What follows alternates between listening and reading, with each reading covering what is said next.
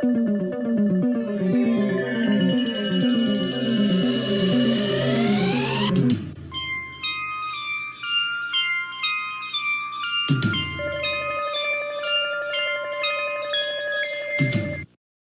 a passé plus de 20 ans à améliorer les graphismes des jeux d'horreur, les textures, les effets de lumière, le motion capture même.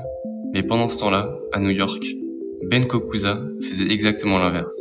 Mais pourtant, ces jeux faisaient bien plus peur que tous les autres. Puppet Combo est un studio fondé en 2012 par Benedetto Kokuza à Brooklyn. Et il en est le seul employé. Mais au départ, il s'appelait Pig Farmer Games et a commencé à développer des jeux au début des années 2000. Simplement poussé par une passion pour les films slasher intenses. Et pour ce qui est de sa formule, un mélange de survival horror à la PlayStation, comme du Silent Hill ou du Resident Evil, et les films slasher iconiques des années 80, comme Halloween ou Texas Chainsaw Massacre par exemple. C'est là que Puppet Combo devient vraiment intéressant d'un point de vue design.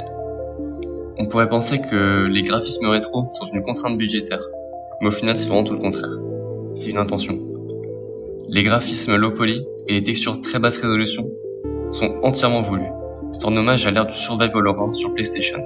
Et ça fonctionne. Juste parce qu'on a accès aujourd'hui à des graphismes ultra réalistes, ne veut pas dire que d'anciens styles cessent d'être efficaces. Si quoi que ce soit, ça peut nous faire aspirer à quelque chose de bien plus simple.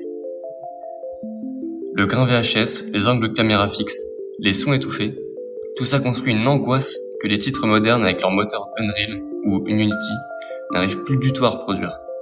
L'imperfection est la peur. Mais Puppet Combo ne s'arrête pas là. En 2020, il lance un label d'édition pour soutenir et promouvoir d'autres petits développeurs indépendants comme il l'a été à ses débuts.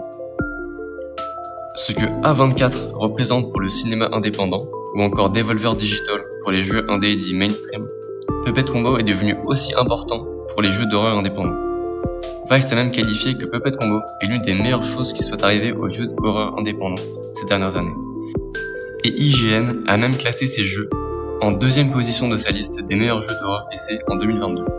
Tout ça est réalisé par un seul homme, principalement distribué via Patreon ou itch.io, en dehors des circuits traditionnels comme Steam ou Epic Games.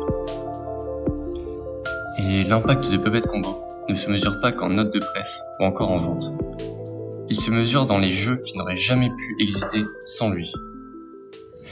Depuis que Kokuza a prouvé qu'un jeu d'horreur Lofi pouvait trouver un public, une génération entière de développeurs solitaires ont compris que l'esthétique PS1 n'était pas un défaut à cacher, mais une langue à part entière.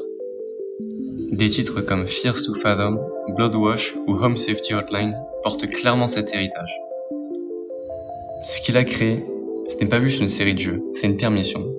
C'est la permission de faire petit, de faire sans les moyens. Et dans un milieu où beaucoup de développeurs indépendants doutent de leur légitimité, c'est peut-être la contribution la plus précieuse de toutes.